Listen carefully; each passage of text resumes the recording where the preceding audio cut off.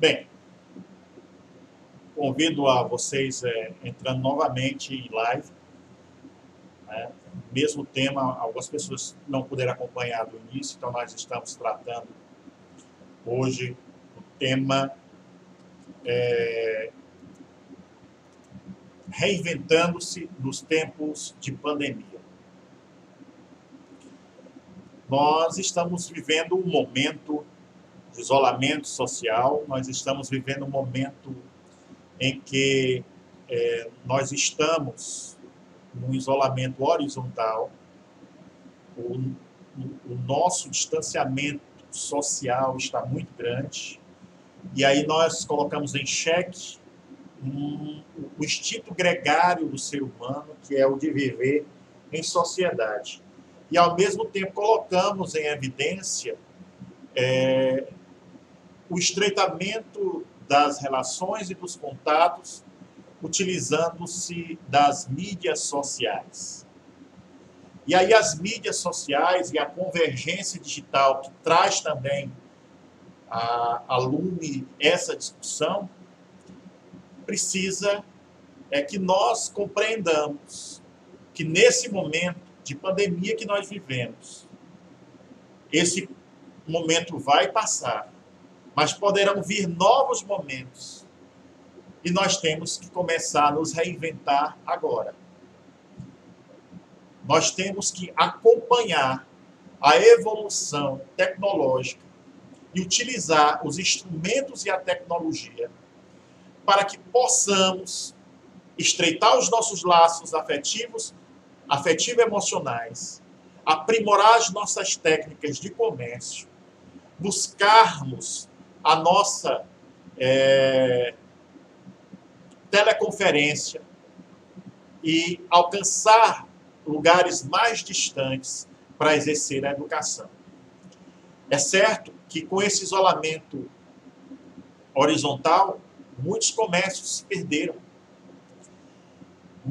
muitos empresários se perderam, várias pessoas estão fechando as portas de seu comércio, hotéis tradicionais estão fechando porque não conseguem mais pagar seus funcionários, porque não tendo clientela, não podem honrar com as suas obrigações trabalhistas, tributárias, previdenciárias.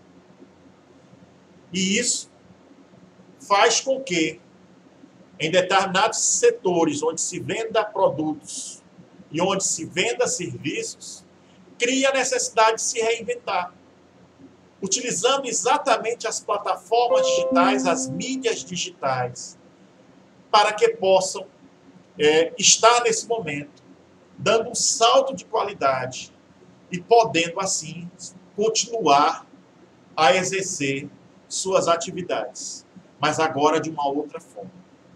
Isso depende muito de uma coisa chamada resiliência. Né? Resiliência é como a forma, como a capacidade que tem o ser humano de se reinventar. Mais ainda nesse momento, reclama a nossa necessidade, a nossa resiliência, a nossa flexibilidade diante das dificuldades. O gráfico da nossa flexibilidade diante das dificuldades que se nos apresentam é o que vai definir o nosso futuro como profissionais, como comerciantes, como autônomos, até mesmo como servidores públicos. Ora, mas o que é resiliência? Resiliência é a capacidade de se recuperar que tem o ser humano de situações de crise, como esse momento que nós estamos vivendo. E aprendendo com esta crise, dá um salto de qualidade. Porque não basta apenas aprender no sentido de trazer ao conhecimento, à visão, o que está posto no horizonte cognitivo. Mas temos que dar um salto de qualidade no sentido de não só aprender, como também ter uma mente flexível para enfrentar essa dificuldade e construir uma nova realidade. E para isso é preciso um pensamento otimista. Para isso também é preciso um planejamento estratégico, desenvolver um plano de ação com metas claras, com a certeza que tudo passa, mas que a mesma situação que nós enfrentamos hoje pode ser que no futuro próximo voltemos a enfrentar, mas teremos que estar preparados se ela voltar. Porque assim nós teremos aprendido alguma coisa com essa dificuldade e teremos dado o salto de qualidade dentro deste ciclo que nós estamos vivendo hoje e entrando numa espiral evolutiva. Eu me utilizo do homem vitruviano, nada mais óbvio me pareceu no momento que utilizar o homem vitruviano para explicar o que é ser resiliente. Vida com resiliência é, acima de tudo, ser consciente. Ser consciente não basta. Não basta trazer ciência do que está acontecendo. É preciso que nós tenhamos uma postura de pensar grande, porque aqueles que pensam pequeno, aqueles que buscam pensar sempre pequeno, pensar sempre de uma forma diminuída, reduzida, nunca conquistarão coisas melhores, nunca darão saltos de qualidade. Eu uma vez postei até um desenho onde eu mostro um avião de papel com a sombra projetada de um B-22. É preciso que projetemos para a nossa vida algo maior do que nós somos. É preciso pensar sermos mais. É preciso pensarmos, querer sermos mais. É preciso pensar grande. É preciso aprender. Apreender no sentido de trazer o conhecimento até a nossa razão, ao nosso intelecto. Mas também ser grato.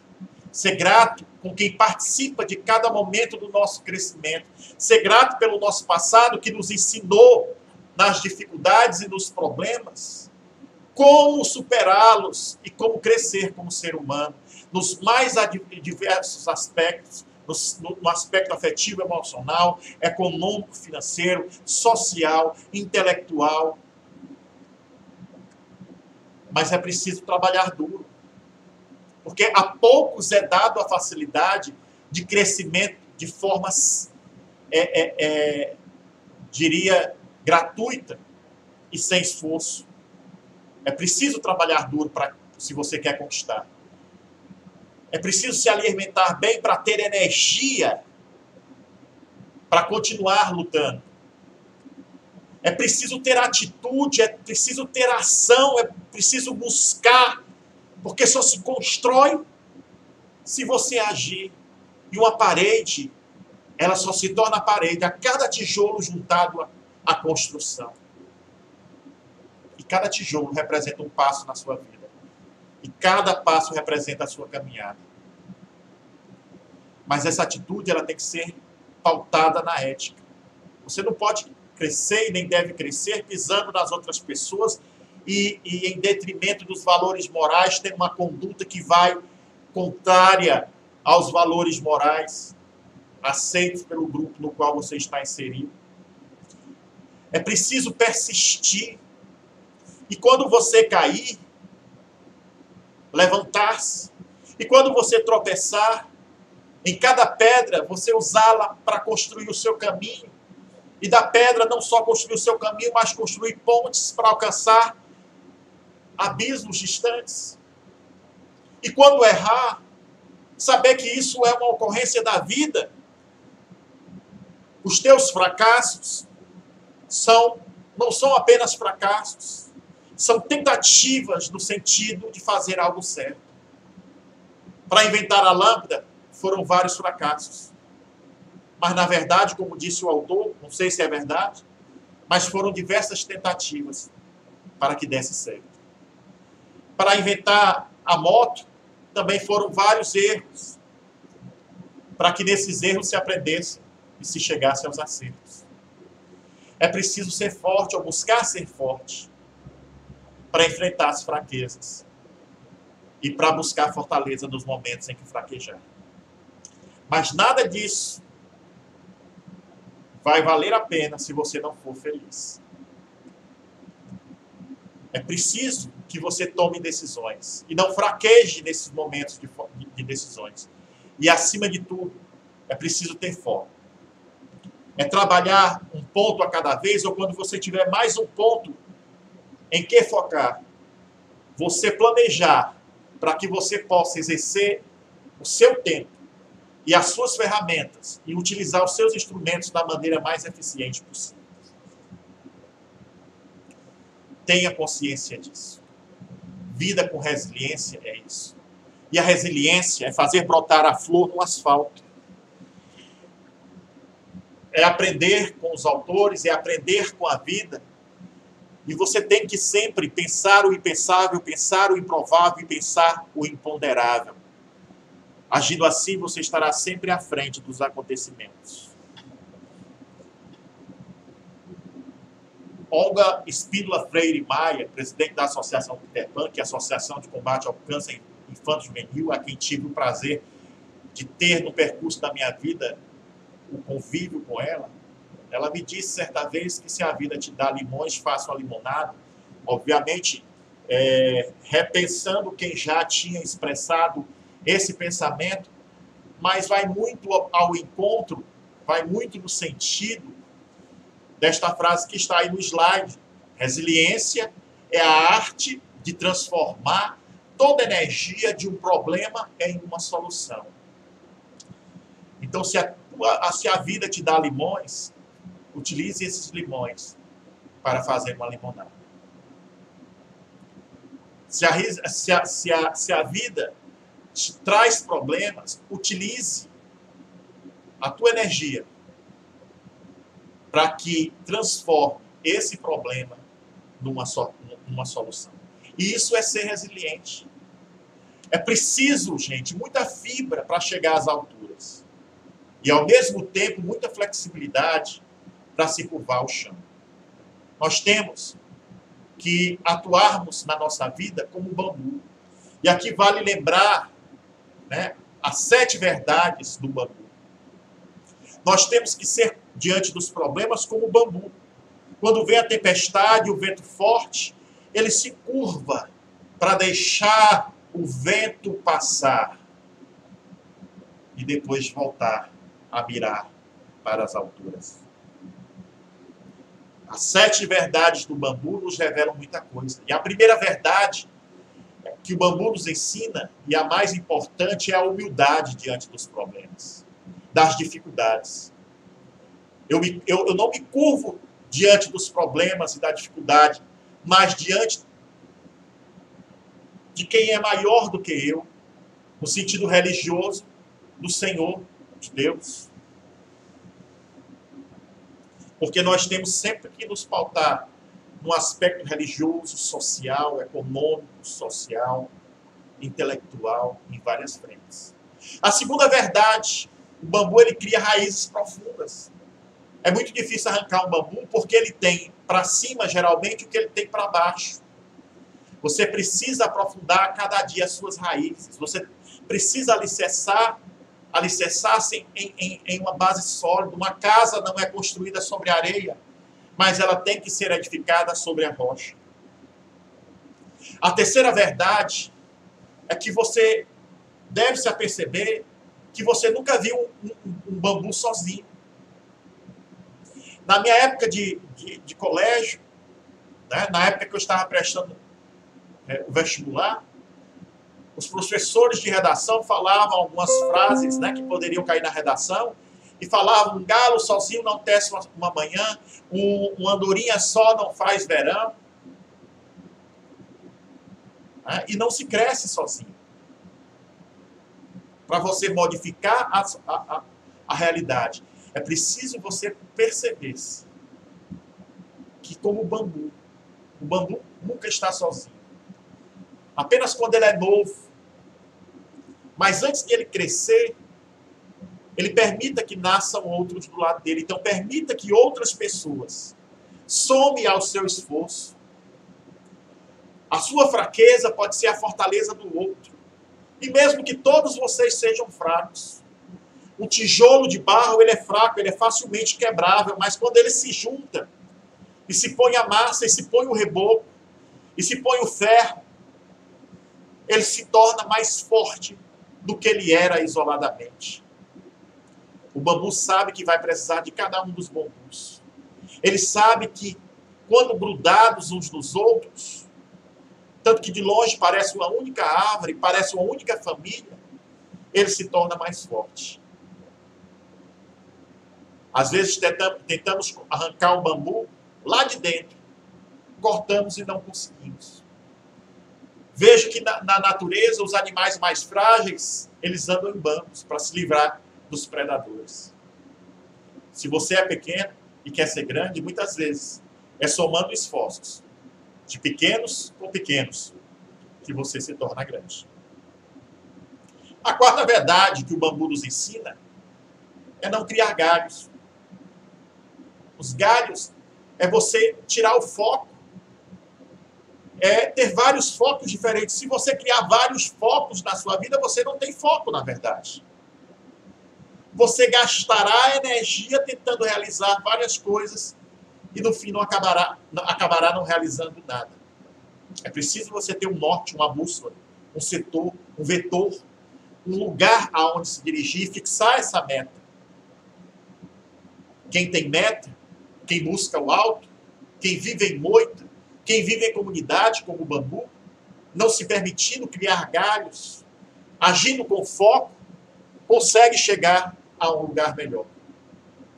Para ganhar, às vezes é preciso perder tudo aquilo que nós temos no momento. É preciso abandonarmos isso que nos prende aos valores antigos e nos arrasta à corrente do fracasso, da derrota e da inação. Um autor, um filósofo, no passado disse que o impossível reside nas mãos inertes daqueles que não tentam. Se você acha que é impossível e não tenta, o impossível continuará sempre inalcançável e inatingível. Você pode até não realizar o impossível, mas você poderá realizar muito mais do que você pode hoje. Busque o impossível. Busque realizar o impossível para construir e conquistar o que é possível. A quinta verdade que o bambu nos ensina é que ele é cheio de nós e não de eus. Como ele é oco, ele sabe que se crescesse sem nós, ele quebraria, ele se tornaria fraco. Os nós são os problemas e as dificuldades que nós superamos. Os nós são as pessoas que nos ajudam, que somam na nossa caminhada. Aqueles que estão próximos e acabam sendo força nos momentos de dificuldade. Não devemos pedir a Deus que nos afaste dos problemas e dos sofrimentos. Devemos agradecer, permitir que os problemas e os sofrimentos nos tornem fortes e nos faça crescer. Eles são nossos melhores professores, desde que aprendamos com eles. E que, nos momentos do azedume, acrescentemos açúcar para fazer do amargo o doce dos nossos movimentos. A sexta verdade é que o bambu é oco. Ele é vazio de si mesmo. Enquanto não nos esvaziamos de tudo aquilo que nos preenche e que nos está estagnando, isso vai roubar o nosso tempo, vai tirar a nossa paz, vai ocupar os nossos pensamentos e nós não seremos felizes. Às vezes precisamos abandonar o que nos acorrenta para quebrarmos esses grilhões e nos tornarmos novos. E aí é por isso que se torna importante sermos resilientes, sermos flexíveis diante das dificuldades. A sétima lição, por fim, que apresenta o bambu, é que ele cresce para o alto. Então busque o alto, no sentido religioso, no sentido que a religião nos traz a fé, nos traz a esperança, e ela é importante nos momentos em que fraquejamos. Busque o alto, no crescimento das suas relações afetivo-emocionais. Busque o alto no seu crescimento econômico-financeiro. Busque o alto na sua capacitação e qualificação para uma vida melhor. Trace essa meta para a sua vida. E aí que nós chegamos, o que já está posto para nós no dia de hoje. E que mais e mais esse isolamento nos evidenciou, que é a chamada convergência digital. Nós estamos nos comunicando agora, nesse instante, neste dia, neste momento, porque a convergência digital tornou isso possível. Eu estou distante de vocês, mas ao mesmo tempo próximo, utilizando a tecnologia como meio, utilizando a mídia como instrumento para chegar até você e nós podermos, juntos, criar esta reflexão no sentido de aproveitarmos a convergência digital para crescermos nesse momento e para enfrentarmos outros momentos. Dentro da teoria do cisne negro. Ninguém nunca pensou que no mundo poderia existir um cisne negro. Ninguém nunca pensou em tempos atrás que as pessoas enfrentariam problemas de emprego, problemas de comércio, né? Vidas seriam prejudicadas por conta de um isolamento horizontal imposto por conta de um vírus, como é o Covid-19. E aí é que nós temos que trazer a reflexão até vocês de como é que são as nossas relações pessoais com as mídias. Que o interessante é que antigamente nós utilizávamos jornal. Vocês já viram o jornal como ele diminuiu, o jornal impresso, em folhas, em papel? Vocês viram que a coluna social, as colunas sociais, hoje deram lugar às mídias sociais e que hoje as pessoas têm acesso a se divulgarem, a se mostrarem, seja para o aspecto positivo, seja para o aspecto negativo, mas isso nós não podemos criticar porque vai do livre-arbítrio de cada um utiliza a sua mídia social como quiser, como desejar. Mas o fato é que hoje, tudo que acontece é posto nas mídias sociais, desde os eventos mais comuns dentro de casa, como a selfie, desde aquele seu pensamento. E aí isso virou um verdadeiro caldo cultural. Então nós temos o Facebook, nós temos o WhatsApp, nós temos o Instagram, o Twitter, nós temos o LinkedIn, né? Nós temos o Telegram, o Hangouts, nós temos o Teams, o Microsoft Teams, nós temos o Google Meet, nós temos o Hangouts, nós temos o Zoom. E isso, como mídias digitais, estreita a nossa relação e possibilita que utilizemos destes recursos para o crescimento profissional e para o crescimento também econômico-financeiro, se você souber utilizar-se destas ferramentas da forma adequada. O comércio está fechado. Então, o que já existia, mas que nem todo mundo se percebia, que era o e-commerce, que era o comércio digital, hoje essas pessoas estão precisando utilizar-se disso, para vender os seus produtos. Porque nós já comprávamos através de aplicativos da internet dos mais diversos lugares do mundo. Mas agora, nós estamos utilizando mais. Plataformas como o Uber Eats, como o Rappi, como o iFood, estão sendo utilizadas para que nós compremos mercadorias, para que nós consumamos também produtos de restaurantes, de bares e tudo mais. E alguns restaurantes estão sobrevivendo por conta disso. Trouxe desemprego, é lamentável, esse isolamento horizontal. Muitos garçons, por exemplo, hoje não podendo estar servindo mesas nos restaurantes, estão desempregados. Muitos empregados do comércio estão também desempregados, porque os pequenos comércios, e uma realidade do Brasil, é que nós temos uma grande parte dos comerciantes como pequenos empresários, como microempreendedores, né? E esses comerciantes, eles vivem com um capital de giro muito pequeno. E, nesse momento, estão prejudicados. E aí estão tendo que se reinventar para continuar a sobreviver.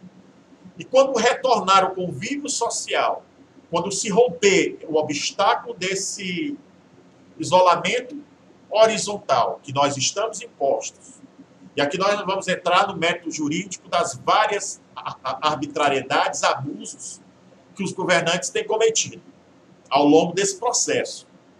Seria para uma análise jurídica mais aprimorada futuramente. E é estranho, e aí eu até lanço o desafio para os constitucionalistas desse momento, para que discutam, só vejam os trabalhistas, né, discutindo sobre as relações de trabalho, sobre as relações de emprego, mas não vejo os constitucionalistas discutindo as questões que aí estão postas. Então, gente, as relações pessoais agora se mostrou evidente, para muita gente que não tinha se apercebido, elas se estreitam com as mídias sociais e o teu comércio tem que levar isso em consideração. E quando retornar do isolamento social, essa ferramenta tem que ser uma constante na sua vida. Porque você pode ter sido pego agora com a surpresa que aconteceu, mas se você for pego a segunda vez, isso significa que você não aprendeu com a dificuldade, com o problema. E aí, lamento, mas você não conseguirá enfrentar uma nova dificuldade. É preciso você crescer agora. O que nós assistimos hoje é que nós não estamos indo ao cinema, mas estamos assistindo filmes em plataformas de streaming, como a Netflix, né? As TVs a cabo têm que se reinventar, porque na TV a cabo eu tenho que esperar o que eles querem passar para que eu assista. Em plataformas como a Netflix, eu posso assistir o que ela oferece, eu posso escolher no seu cardápio, assistir na hora que eu quiser, pausar, voltar a assistir. Então isso traz uma facilidade para mim. Então, é por isso que emissoras, né, como aquela antiga, na outra live eu até citei, mas agora eu vou optar por não citar, aquela que acompanhou a nossa infância, a infância de muita gente. Ela não acompanhou esta evolução e quando se apercebeu, já estava atrasada e hoje ela ocupa o terceiro lugar da audiência no Brasil. Ela que manipulou tantos comportamentos, ela que manietou várias engenharias sociais, ela que muitas vezes trouxe um jornalismo tendencioso e hoje ela perde espaço para as mídias sociais. E, gente, hoje, todo mundo tem feito um pouco de jornalismo. Aí dizem, mas tem muita fake news, mas não esqueçam, os jornais, o que o pessoal chamava de imprensa marrom, os tabloides, às vezes criavam notícias falsas para prejudicar pessoas, para prejudicar negócios, para criar situações falsas. Agora, a diferença é que várias pessoas têm acesso a fazer isso. Pessoas do povo, pessoas comuns, pessoas sem conhecimento jornalístico. E aí fica mais difícil implantar essa ideologia do poder dominante, criar essa visão social de mundo. Porque as pessoas são bombardeadas por informações de todos os lugares. É preciso, então, que ela mais e mais tenha uma visão mais aberta e só pese a realidade para dar luz à razão, na famosa maiêutica socrática. Nós temos plataformas como o YouTube, onde qualquer um pode criar o seu vídeo. Nós temos youtubers famosos, pessoas que hoje ganham dinheiro. Se aquela pessoa pode ganhar dinheiro, você também pode. O que está faltando a você é vontade, é foco, é determinação, é perspectiva, é traçar um projeto, um plano de ação e querer crescer. Saia do seu comodismo. Veja a evolução através dos tempos, que eu coloco aí para vocês. Em 1877, nós tínhamos o fonógrafo. Aí, em 1948, surge o vinil, o disco de vinil. E aí nós passamos a escutar melhor as músicas. Depois surge o cassete, o track. depois o compact disc, depois o mini disc, aí surge o MP3, o MP4 e ganha as internets. E hoje nós podemos baixar o MP3, o MP4 na internet. Nós podemos utilizar aplicativos como o Deezer para escutar música que a gente gosta na hora que a gente quiser. E aí nós vemos que a radiodifusão ela não tem conseguido se reinventar e ela se tornou obsoleta. E na Europa, a radiodifusão sonora já acabou. Né? Rádios, né? Estações de radiodifusão sonora estão sendo fechadas na Europa e estão fadadas a serem fechadas também no Brasil, porque não acompanharam a evolução e aí se tornaram obsoletas. Também a radiodifusão de sons e imagens, a televisão aberta, como nós conhecemos, também ela está ultrapassada. Com a convergência digital para o celular, hoje nós assistimos a TV aberta no celular, mas hoje nós temos a oportunidade, a possibilidade de escolhermos qual o jornal que nós vamos assistir, de lermos o jornal na hora que quisermos, em tempo real, atualizado em tempo real, e de filtrarmos. E de não escolhermos aquela emissora que só nos traz informações ruins e optarmos pela emissora que nos traga um jornalismo sério. E aqui eu não estou fazendo nenhuma crítica no sentido destrutivo, mas no sentido construtivo. E aí, o celular, esse aparelhinho aqui, que em 1997, o PT-550 da Motorola e a Nokia, ele apenas ligava e recebia chamada, ele originava a chamada e recebia a chamada, e guardava 50 números de telefones. Em 2020, ele ao mesmo tempo, na convergência digital, ele tem o rádio dentro dele, ele tem a TV dentro dele, ele tem o cinema dentro dele, ele tem a TV a cabo dentro dele, ele é um computador pessoal, que antes era enorme, depois foi reduzindo, até chegar ao notebook, e hoje está dentro do celular. A agenda eletrônica está dentro do celular. O pager está dentro do celular. O telefone fixo se tornou obsoleto. A planta de telefonia fixa hoje ela serve muito mais de suporte à telefonia móvel. Porque você está com o celular em qualquer lugar. O telefone fixo tem um fio. Você vai para o banheiro, leva o celular. Você vai tomar banho, leva o celular. Você vai para a praia, leva o celular. Você vai para o trabalho, leva o celular. Isso criou uma interdependência do celular, é verdade. Né? Aumentou o narcisismo, o hedonismo social, mas com toda a evolução cultural vem seus aspectos positivos, os seus aspectos negativos. É algo inerente a ele. Algumas pessoas ficam presas nos aspectos negativos, outras, né, porém, que conseguem se libertar dessas manietações e deixarem de ser marionetes para serem sujeitos da sua própria história, deixarem de ser os espectadores na estação do trem e optarem entre ser os passageiros do vagão da história ou maquinistas e sujeitos da sua própria história, mas também se apercebendo que não devem seguir os mesmos trilhos, mas, em um dado momento, devem optar por outros trilhos para trilhar outros caminhos. O futuro, gente, já chegou há muito tempo. Algumas pessoas é que não tinham se apercebido e só que esse futuro não está distribuído de forma equilibrada, segundo William Gibson. A convergência ela representa uma transformação cultural. O caldo cultural trazido pela convergência é muito grande. As notícias antigamente só chegavam através de jornais, cartas e telegramas. As notícias hoje chegam em tempo real. O tsunami acontece lá na região oriental do mundo e aqui em tempo real nós estamos assistindo o que está acontecendo lá.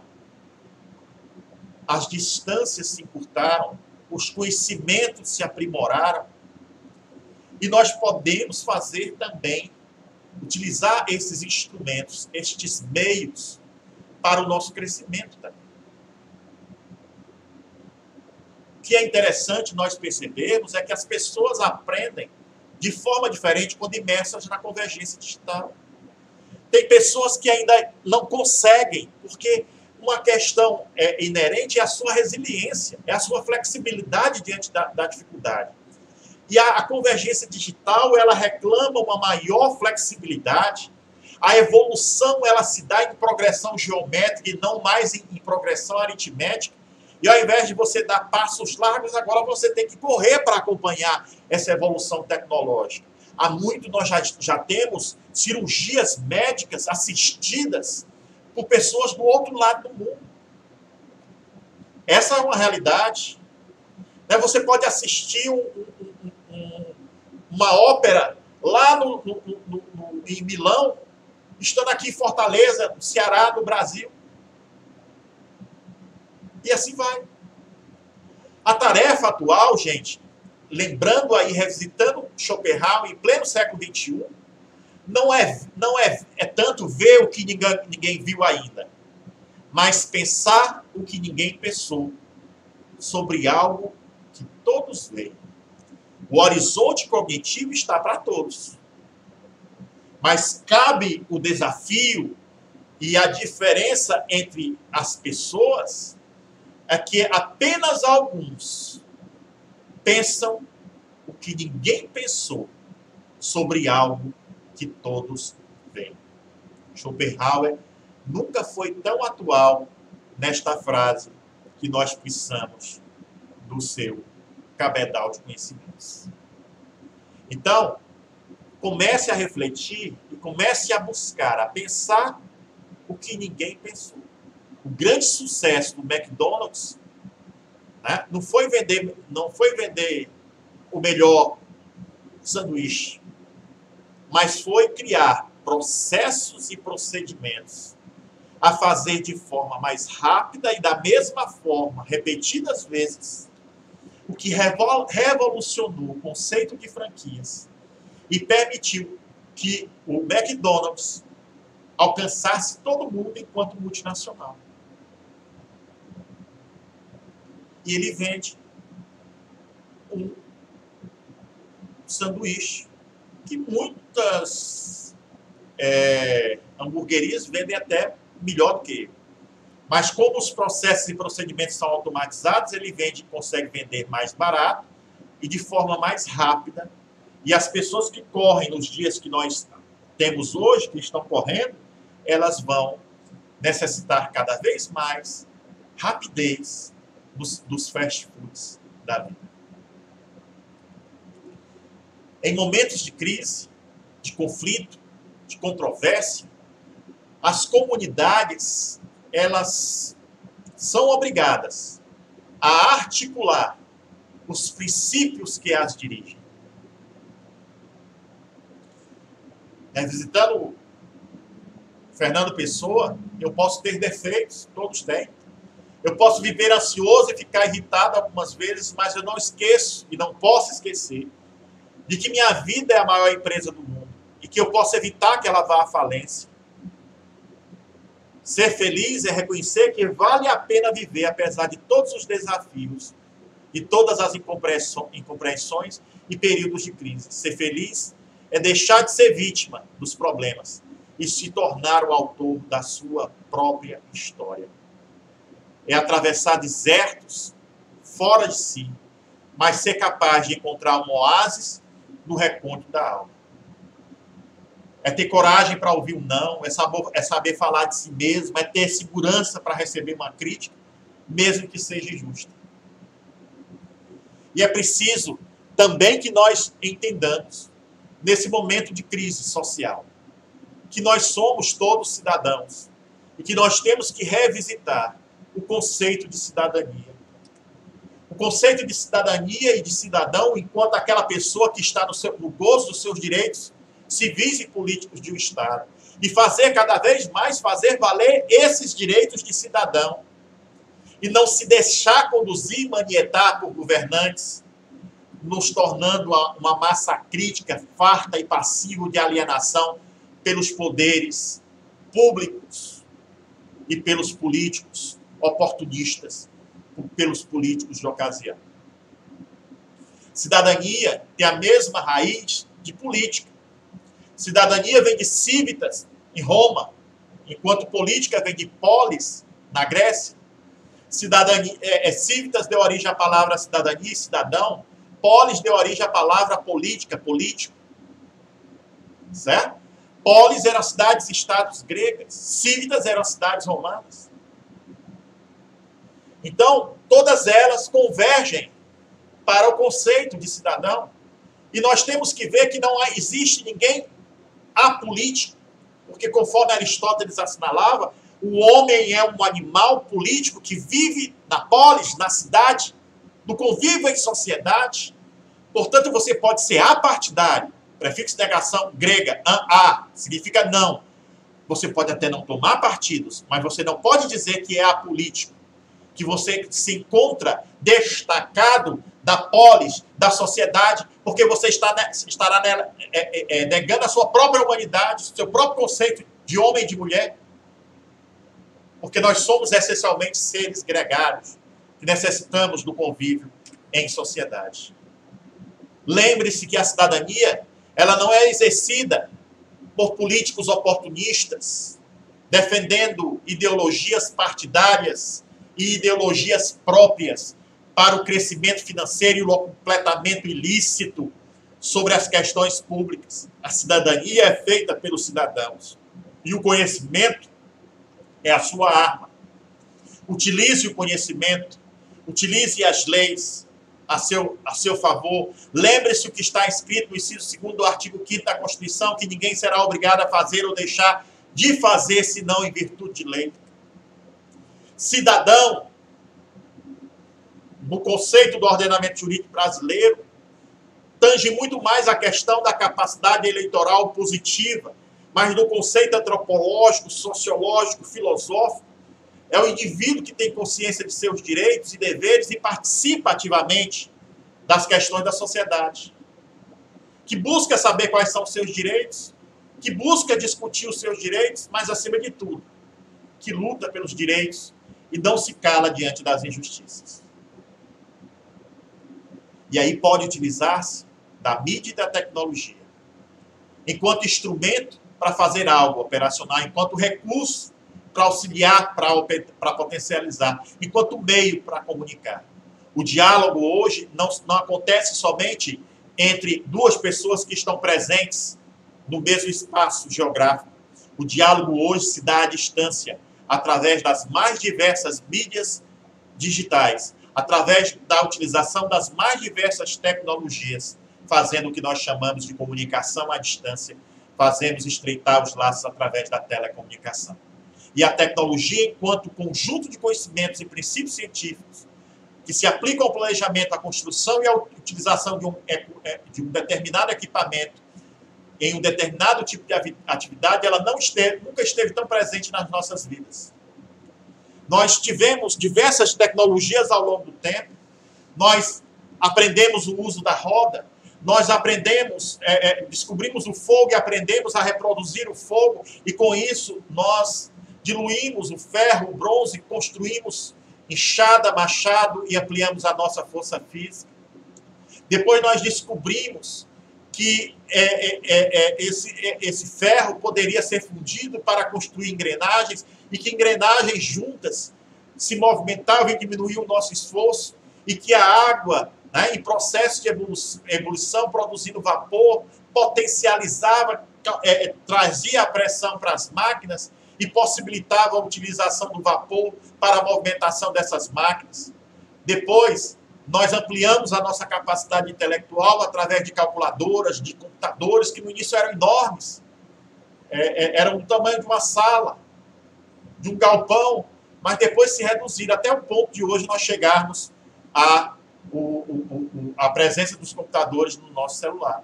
Hoje nós temos, bem acessível no mercado, um celular com 128 GB de memória. Certo? E aí, nós chegamos na substituição da capacidade intelectual, mas sempre haverá uma limitação do computador, da inteligência artificial, porque o ser humano é o único que consegue, né, pensar sobre o impensável, improvável e imponderável. A inteligência artificial ela sempre vai ter a limitação da sua programação, embora ela possa dar saltos de qualidade, né? E tentar pensar igual o homem, mas ela sempre terá o engessamento da sua programação original, mesmo que ela seja treinada, mesmo que ela seja, melhor, programada para evoluir como raciocínio humano. Os simuladores estão aí. E aí eu lembro o ano de 98, que trouxe o Google, uma das mais poderosas ferramentas de busca, que deixou para trás o Yahoo. Hoje o Yahoo virou praticamente um vírus que se instala no nosso computador e a gente fica tentando banir o Yahoo, que ele aparece quando a gente quer a ferramenta do Google. E aqui eu estou ganhando nada para fazer propaganda de ninguém. Em 2001 surgiu a Wikipédia, enquanto conceito fabuloso, era uma enciclopédia digital construída com o conhecimento de todos, mas infelizmente o ser humano passou a colocar na Wikipédia mentiras, né? e questões falseadas, o que tornou a Wikipédia como fonte de pesquisa não confiável.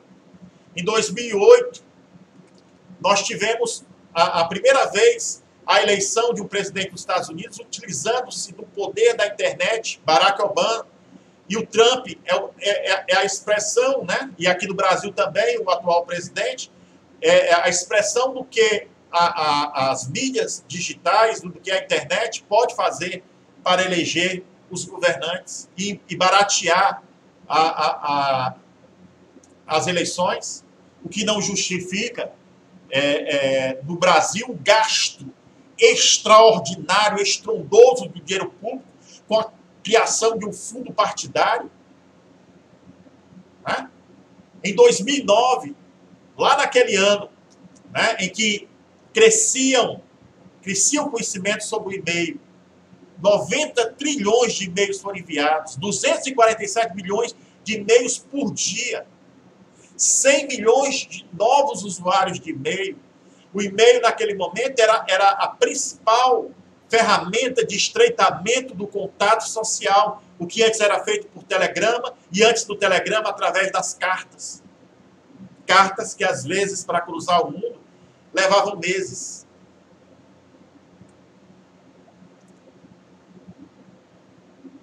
Foram criados websites, e aí surgem as mídias sociais em 2009, os blogs, e com os blogs, o jornalismo ele começa a ser feito de uma maneira diferente, e muita gente não acompanhou, não começou de lá em 2009. Né? O YouTube, por exemplo, que nós falamos, criou os youtubers, os influencers digitais, né? Os influenciadores digitais. E aí nós temos as redes sociais, né? Que é interessante, 84% das redes sociais, elas, naquele ano de 2009, elas passaram a ser utilizadas pelas mulheres, certo? E ali naquele ano, só no Facebook que surgia, nós tivemos 350 milhões de usuários.